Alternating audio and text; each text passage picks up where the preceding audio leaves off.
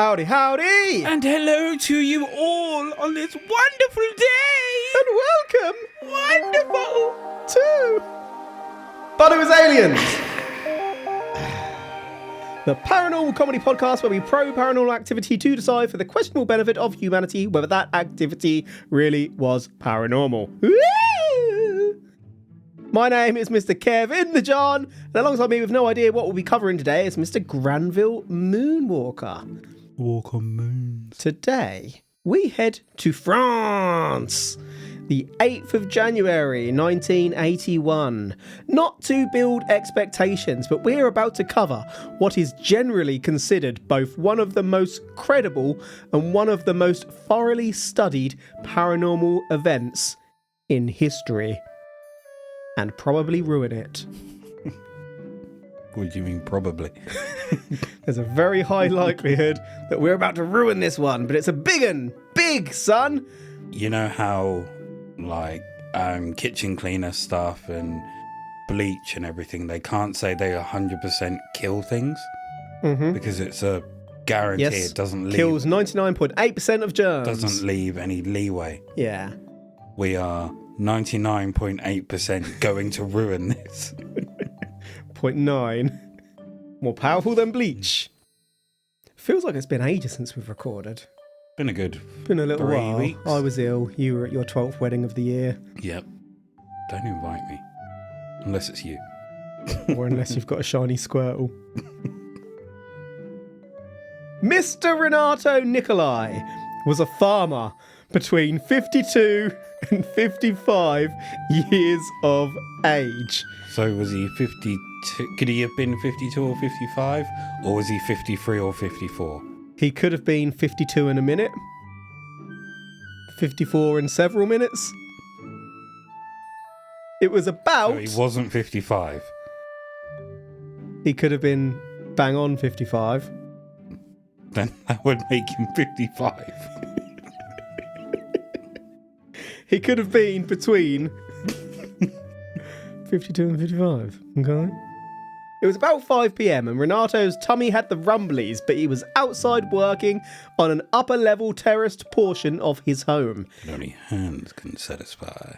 As Renato hammered away, he noticed a strange whistling sound, but Renato wasn't boiling the kettle. He was working. The whistling wasn't passing locals' wolf whistling at his hot farmer undertaking. Oh, I've just ruined that, haven't I? You done the motion and then you went, air was whistling and my brain just went, it's a wind between his butt cheeks.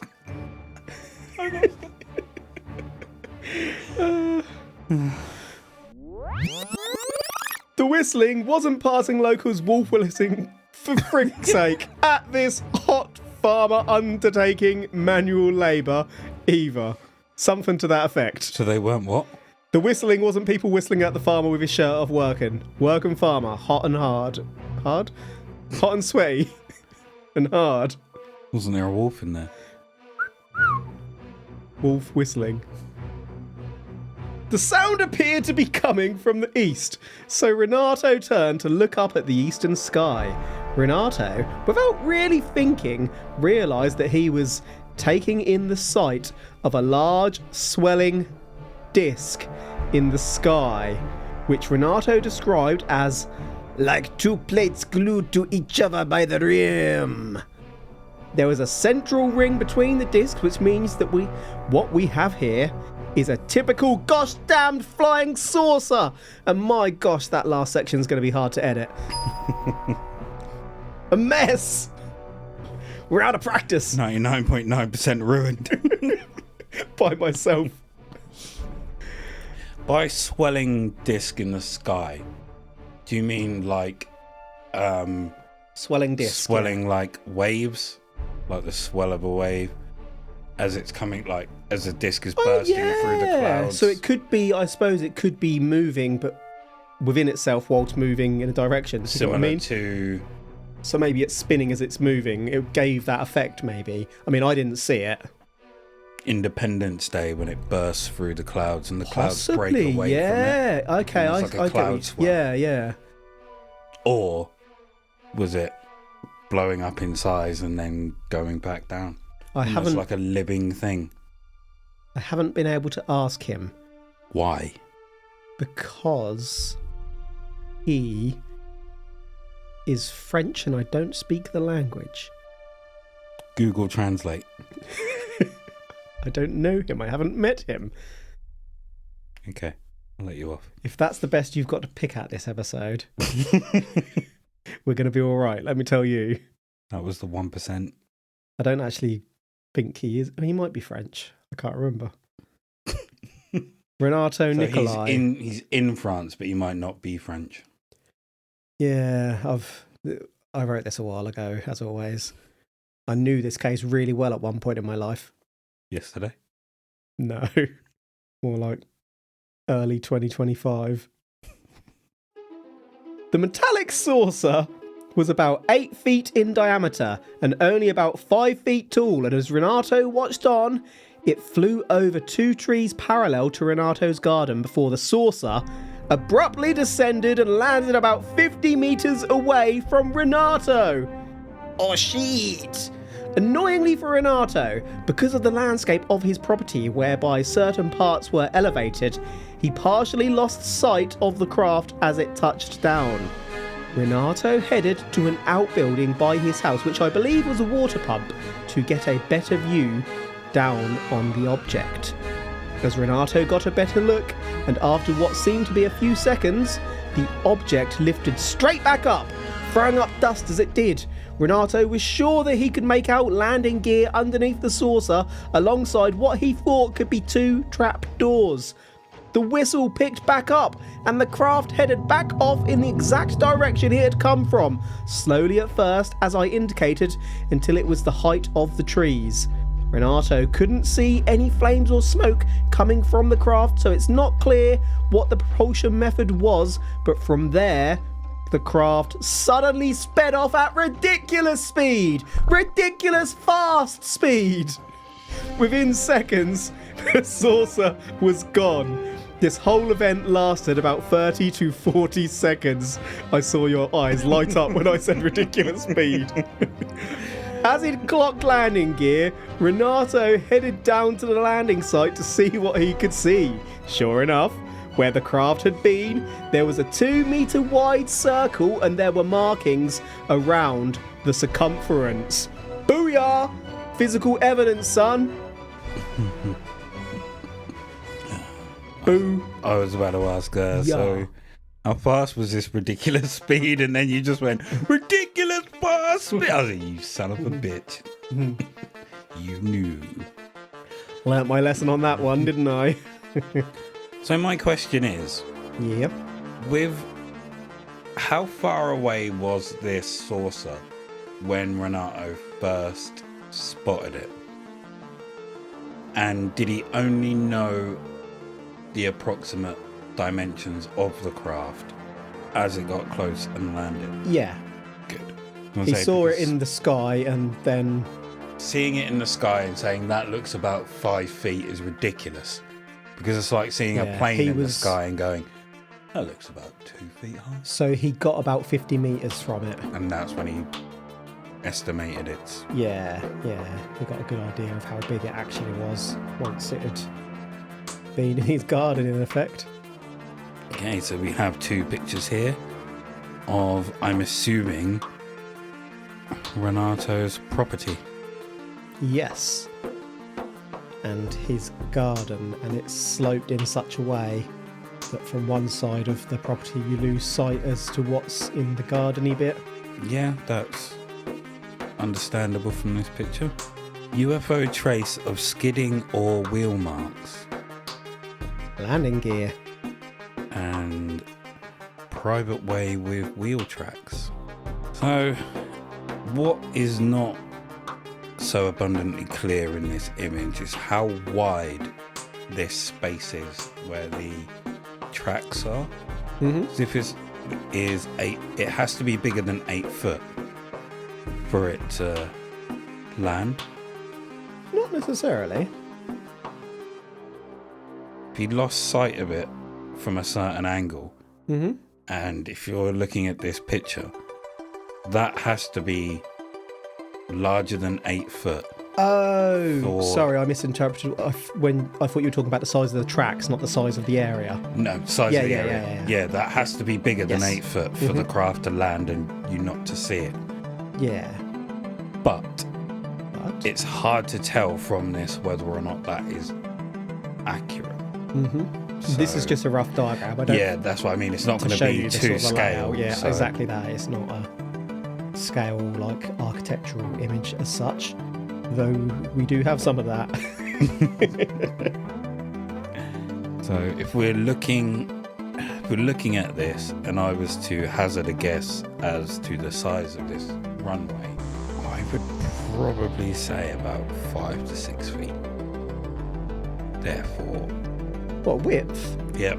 No, you got to think that's basically the size of a road.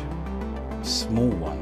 Not one where you're going to get 2 cars across. No, but easily 1 car and a bit. 1 car and a bit is 5 to 6 feet. No. Yeah. Maybe not you.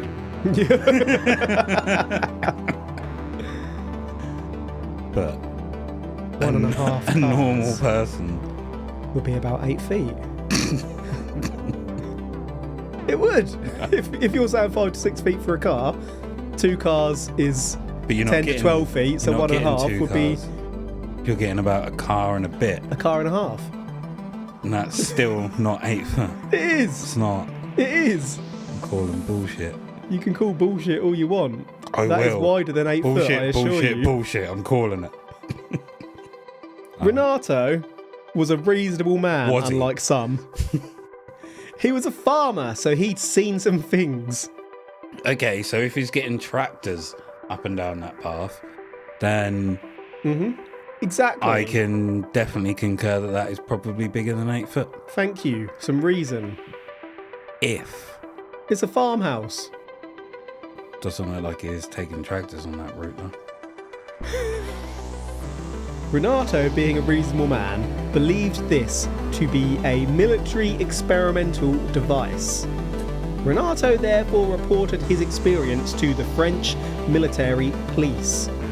The gendarmes, as they're known, moved swiftly and took soil and plant samples and interviewed Renato, all within 24 hours of this event.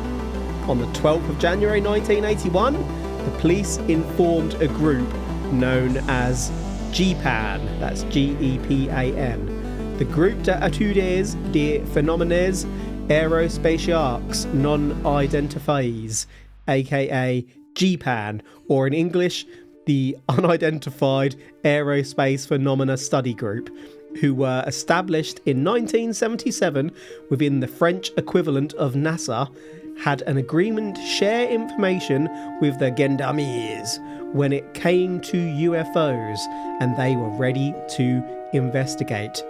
Jean-Jacques Velasco would be the lead investigator, and I could name others involved, but honestly, we'd both forget instantly. The key takeaway is that this was investigated scientifically.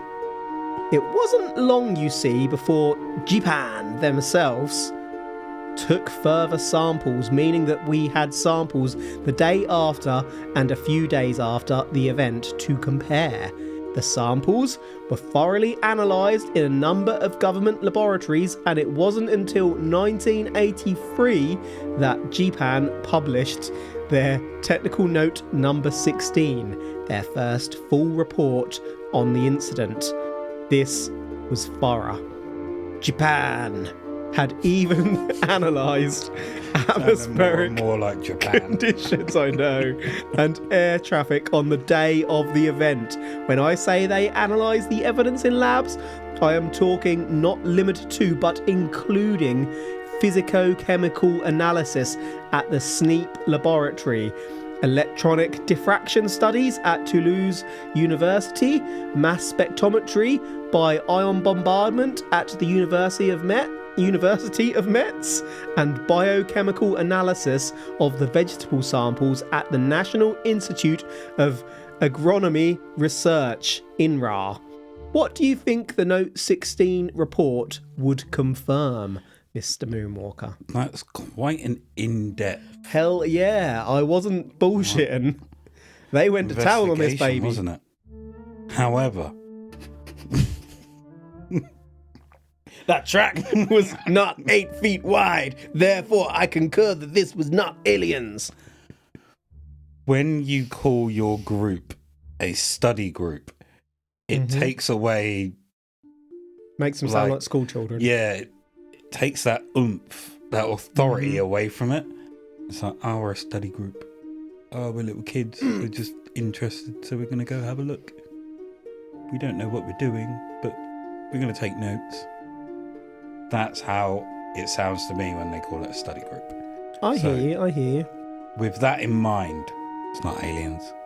Because of a group being called a study group.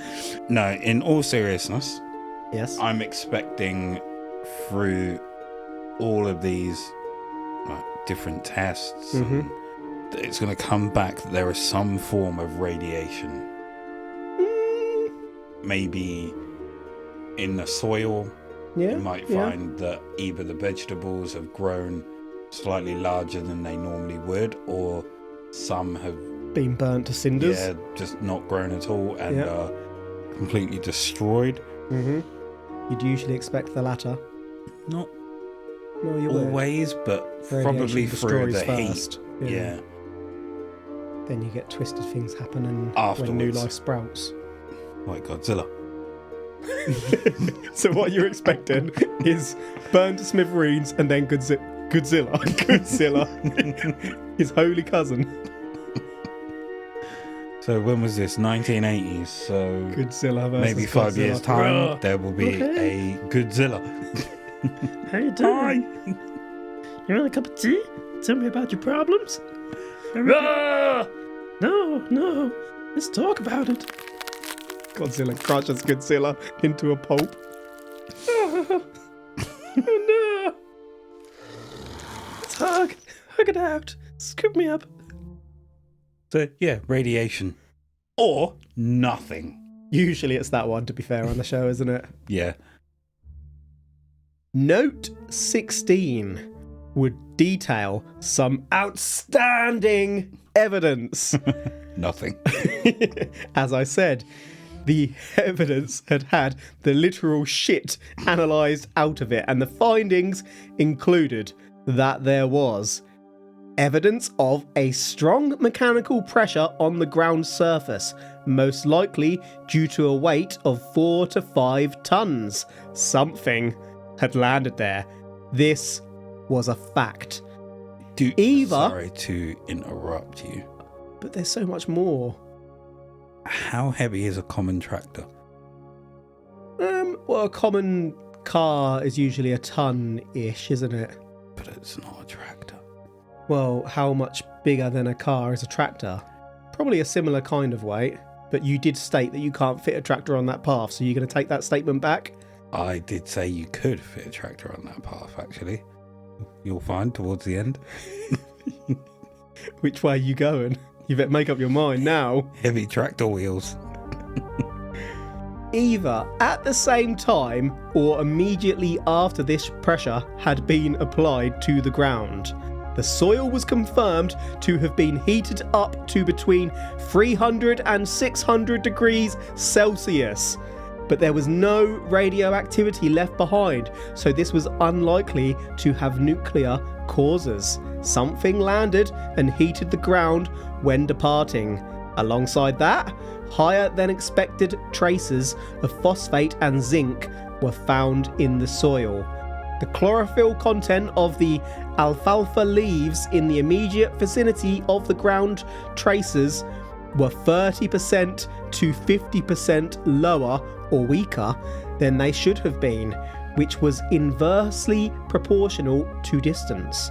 On top of that, the young alfalfa leaves experienced the highest loss of chlorophyll and exhibited signs of premature senescence, which is the deterioration of function with age.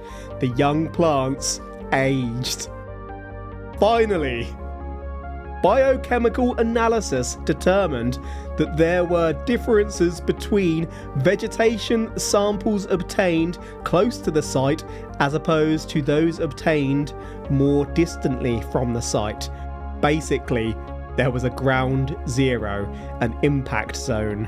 What this means is that we can evidence quantitatively, not qualitatively, quantitatively, that a mass came into contact with this ground, deformed it, heated it, and somehow impacted negatively on the vegetation in the area. I can't tell you whether it was some kind of energy field that caused this impact, just that something did this. Science. And that's just about the most scientific evidence that we've ever had on this podcast. So something hot landed. Something landed and then heated up the ground after it landed. So something hot took off, technically. How heavy 4 to 5 tons. is a hot air balloon? Well, it floats in the air, so I'd argue not very heavy at all. I suppose the heat wouldn't heat the base, would it? No. And just think about the facts here. The military and scientists and whatnot got out within 24 hours of that call going in. They treated this very seriously.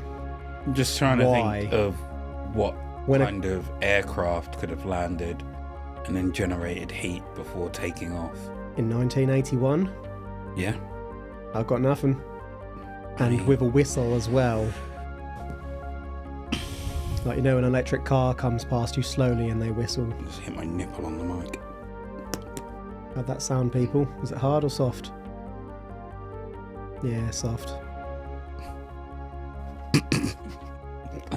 Play with your nipples on the podcast. I forbid it. I don't have many rules in life. Stop it. You can't forbid me. Can't we just talk about it? Piss off, Godzilla.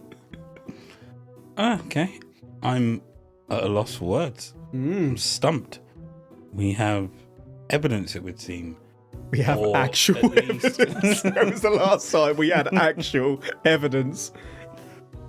Or at least scientific discovery and answers.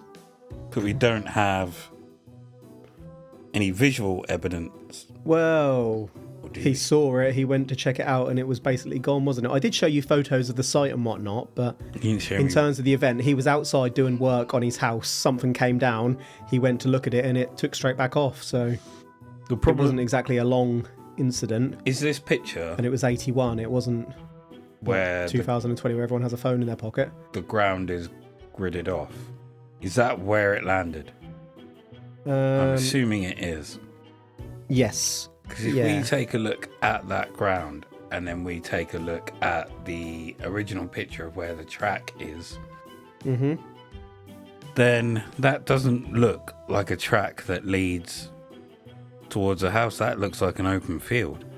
This is just a diagram of the house kind of itself. If that, I guess that photo is taken from the other angle, but it looks different in reality when you're looking at a diagram of a house to get a rough sense of the layout. I need to see And you get right in it.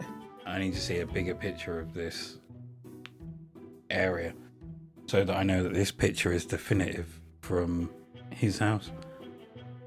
I mean, you can look this up. It is genuinely the area. I don't know why you'd think I'd show you an Because this is unrelated. you. You know exactly why I think that way. Not today, son. Not today. I'm bringing you the cold hard facts. As if the results weren't analysed enough, They the weren't. site was visited again. Did you just wake up on the wrong side of bed? The site was visited again in 1988. Wasn't. And things were analysed again. I wasn't joking when I said that this is one of the most thoroughly studied paranormal events in history. The results of the 1988 testing were consistent with the 1981 findings and the accounts of Renato and Mrs. Nicolai, who vouched for Renato, though she didn't experience the event herself. We have duplicate results. What we have established is that something did this. So I guess the question is, what? What visited? Phantomsandmonsters.com and the Black Vault have provided a useful breakdown of the numbers and distances involved in these events, and their number crunching suggested that the craft accelerated at 4G and decelerated at -4G, causing the pressure on the ground and the heating. Most humans can handle about 5Gs in general, but only -2 to 3Gs. So it may be unlikely that a human, as we know them, was aboard this craft. -Gs drive blood to the head. What about humans, as we don't know them? Could this have been a visit from future humans, more advanced or evolved in their resilience against the impacts of space travel? Were they just testing their capabilities and boom, touchdown and accidental sighting? Or could it be aliens? They could have been taking random samples themselves, or again, just testing their resilience or even messing around. We expect aliens to get out and be seen, but there's no reason that they have to. Idea 3 is that this wasn't a piloted craft at all. Could this have been early drone technology? Renato's farm was not too far from the Cangeres military base, the largest military camp in continental Europe. So I see why he immediately thought that was military tech rather than UFO. And he never said it was UFO. No, he was a reasonable man. Assumed it was military. You'd want to see something ruling out it being earthly technology before making that jump, wouldn't you? Why would you go straight to aliens? Just wondering if you're reasonable. And then a green creature got out of the craft. If this was military tech, what were they testing? How did they lose it? Or did they lose it, to be fair? Lose it? What do you mean, sorry? Because it dropped down and then rose up, whatever, and disappeared. And then boom, gone. So why would they need to come and do all the soil samples and stuff? Unless they're just seeing what happens when it lands on, like, a piece of land. Yeah. They didn't realise that someone was nearby. They might have been testing it on, I don't know, concrete or something like that. It's like, shit, if it's landed there, then let's find out what it does to the surrounding areas while we're here. Maybe. I'm still hung up on that driveway. For Christ's sake. Yeah, this thing moved too fast for a standard human to tolerate, remember? So if we're thinking of piloted craft, that's a standard human, not necessarily like a trained aircraft pilot. Like pilots that fly jets and stuff, if Top Gun is to be believed, then they hit speeds of or pressures of 9G and stuff like that. Do they?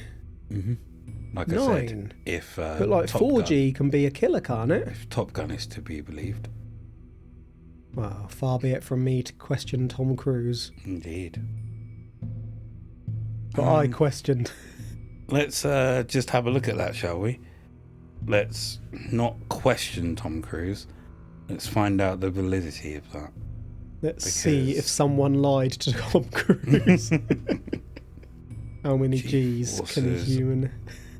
How many negative G's? Okay, so I was clearly searching something else, so I had it set on images, and it showed me an image rather than like the numbers. Someone's face is just contorted. Yeah. Fighter pilots pull up to 9 Gs. And what about negative Gs? Let's have a look. Getting deep into the analysis here. We want all the facts and we want everything covered. Okay, negative G's is -2 to -3. Which is what I said. Before experiencing a readout, where blood rushes to the head and excessive pressure builds Exactly in that. the upper body and eyes. And this thing hit -4G. That is deadly. Unless you're trying to find a loophole in the science. it's some special craft where it hits -4 on the outside, not necessarily on the inside. Is that possible?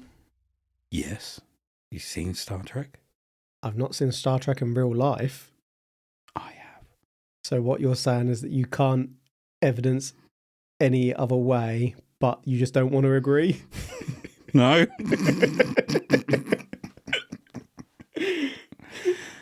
Not at all. Continue. News about this one broke in 2007 because in March 2007, France became the first nation to declassify and release its UFO files. France detailed about 1,600 events spanning 5 decades, and this case was the gold at the end of the rainbow. A serious event with serious evidence. But can we counter that evidence? We mentioned Cannes military base. The police did confirm that there were no reported military flights at the time in question. But what about unreported flights? Experimental drone technology is unlikely to have been publicly reported.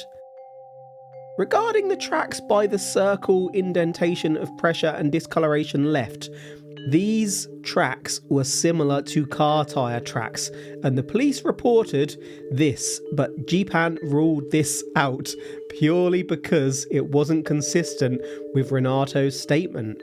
A car or other vehicle, such as a tractor, could have gone over the site, though that doesn't fully explain the pressure and heating.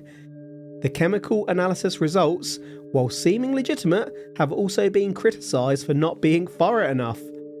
Zinc and phosphate do occur in soil and particularly in fertilisers, so whilst perhaps they shouldn't have been at the quantity they were, more consideration of this would have been useful rather than going with the strange and unusual immediately.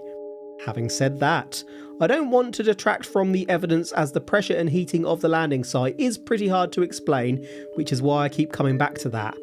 One final issue is that Renato said that at the time of the event, people were passing on the nearby road, but no other witnesses came forward. You'd think this would have been pretty visible.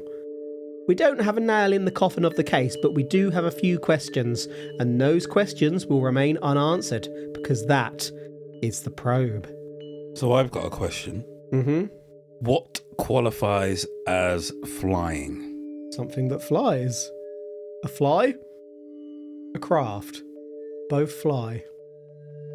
But would it have to propel itself forward, And be able to slow stay. itself down, anything like that? So if I was to So flying would throw need to be... a rock That into wouldn't- the air, The rock can't fly, it's being propelled and it's on an up and down motion. Equally, if something can get propelled into the air and hover, that's not flying. You need to be it's able to... hovering. Yeah, exactly that. So what if this object was propelled from somewhere else Like a and massive happened to jumping bean. land? Because it propelled itself straight up, it didn't go forward or backwards, it just went up, didn't it? Well, according to him, yeah. Yeah. Again, I wasn't there, but that's what the account said. I guess it moved so quick that you wouldn't be able to perceive what... if it ever changed I'm just direction once it was up trying there. technically rule out UFO because it didn't fly. Well, even if it jumped really, really high, that's what could do that. That might be harder to explain because it would need some sort of... Cats can jump really high. Fleas But can they jump go really up high. slowly and then suddenly increase speed? So a jump within a jump. Mr. Moonwalker's eyes just gone shit. Not that I've witnessed. Not saying it A couldn't double happen. jump, you say? Basically, a double jump. This thing double jumped Well, or if flew. this thing has unlocked the ability to double jump. It's leveled up. Okay. I know what direction I'm heading. Mm-hmm.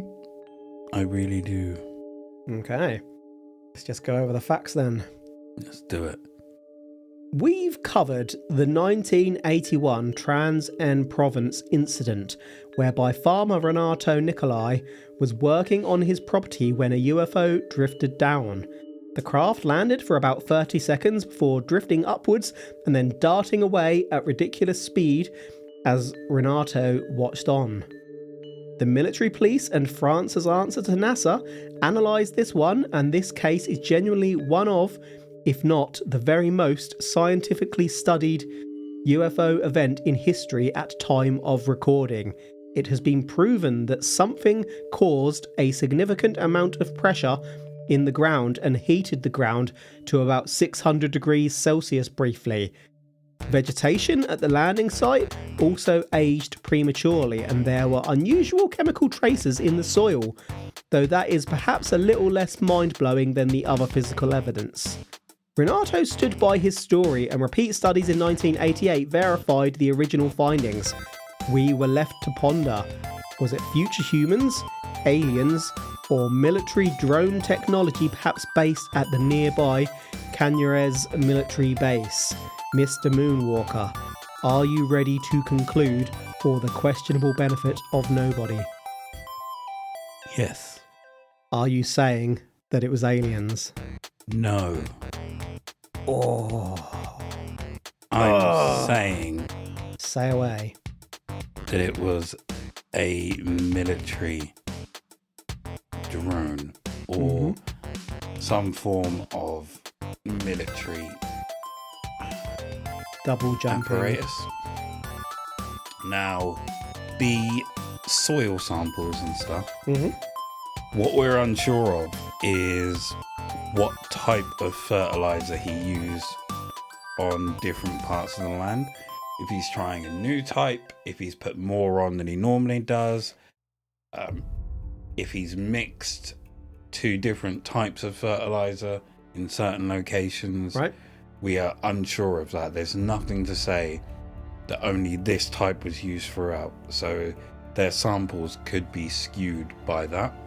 They could in terms of the levels found in the soil, but that wouldn't result in the burning. No. So Now that, yeah. I think, is caused by the military craft or whatever that is.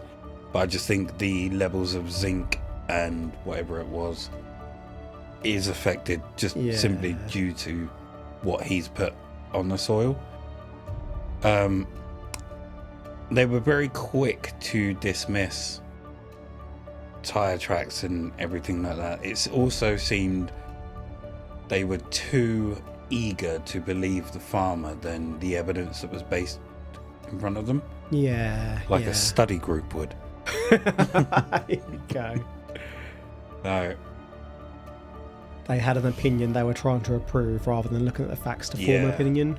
The only other thing I can think of is if, let's say, for example, where that section was, he just had a very large, like 4 or 5 ton dumpage of manure and had set a light to it. People burn manure. 300 to 600 degrees Celsius. The temperatures do throw me off, but what if that's just a estimation, or they've just used that number to justify their own belief? Well, the number was there regardless of their opinions about the number. Do we know how hot it can get, like in the center of a giant form of manure? You're now about to Google how hot can a manure fire get in Celsius? A manure fire must smell pretty bad. What a waste of manure. So it can reach between 300 to 400 degrees Fahrenheit, so 150 to 200 Celsius or higher. So that's core temperature that it can reach to actually catch fire. That's not it on fire. So what is it on fire? It's not telling me how much it would get on fire. It just keeps telling me what it would take to get to that. How hot is a big garden fire in Celsius? 500 to 800 degrees Celsius. So it is possible that a large dumping of manure was set alight. Possible that something was set alight. I'd still question setting manure alight. That there could have been manure that was laid on the ground already, then they had a garden fire there, I guess. But then you've also got the landing marks. So I think what's probably likely is something landed there. He's told them, and it is some form of military tech. They've taken everything else around it and put it all into one. Yeah. Because he's not mentioned anything about the ground being hotter than normal when he went there. Mm-hmm. Or that it left any smouldering or burn marks or anything like that. Yeah. That's them coming afterwards. Mm-hmm. For me, the proximity to the military base was hard to get away from. And I think until about 5 minutes ago, I was kind of accepting Renato's experiences, but you've just talked me into the fire. The police thought that it looked like wheel marks and the heat is the same as a fire. I've gone from believing this guy to thinking this is bullshit in like the last 2 minutes specifically. You're talked me round with your negative ass. So, garden fire, eh? Yeah, I was leaning military and like a craft landed and took back off, but when you look at the chemical analysis and whatnot, there's maybe not enough there. And if you take away the indentation marks from them being potentially a tractor, the fire could have just been well, not that they were saying that the ground was burnt like a fire. Ooh. Because they'd have just said that in the analysis, that this was a... But if you take a look back at that picture, that does look like just a pile of something was there. Yeah, and it's not particularly even, is it? No. That's not a clear shape of a disc for me. So this is one of those where I believe he saw something happen, and I think everyone else wanted it to be more than what it was. So they've run with it more than he has. He's just gone, I saw something land there, and then it took off. That could have been a military test object or something like that. Yeah. And that's gone, that's completely a wash. He did see that. Mm-hmm. But everyone coming in and doing all these experiments and everything, they've tried to take it further, or have taken it further. Make it be aliens. When he may have just had a bonfire the day before or something. Well, either way, I'm not saying that it was aliens. No, neither am I. Also, if this thing was 8 foot, like, in length, if you look at that section of ground, we have a human right next to it. It's a lot bigger than 8 foot. Yeah, I'm out. Yeah. You're welcome. The most detailed evidence we've ever had. We're out. That is a wrap for today. Thank you for listening to But It Was Aliens. If you've enjoyed the episode, maybe you enjoyed us previously, maybe you'd like to enjoy us in the future, well, you can. If you head on over to patreon.com/But It Was Aliens, you can support the show. There, each month we release bonus episodes we call Side Probes into paranormal history, mystery, and conspiracy, and you can gain access to these episodes for quite literally less than a cup of coffee. You can share episode suggestions with us on the X Twitter at But It Was Aliens. You could also say hello on Facebook, where connected to But It Was Aliens is a secretly public private group called Extraterrestrial Towers. Being a member of extraterrestrial towers grants you protection from the aliens when they invade. It may not protect you from their craft, however, which may well burn you to a cinder when it takes off, but fear not, myself and Mr. Moonwalker will be okay, because we will accept your kind offer to use your bodies to protect us. And when I say your offer, I may mean that you have the chance to offer, because I'm going to give you the choice that I never had. It's your choice, folks. You may be tied up, sure, but you have a choice. Thank you. That is it for this episode. So until next time, why is it that the lids of coffins are nailed down? The truth is up there. Hashtag. Wow.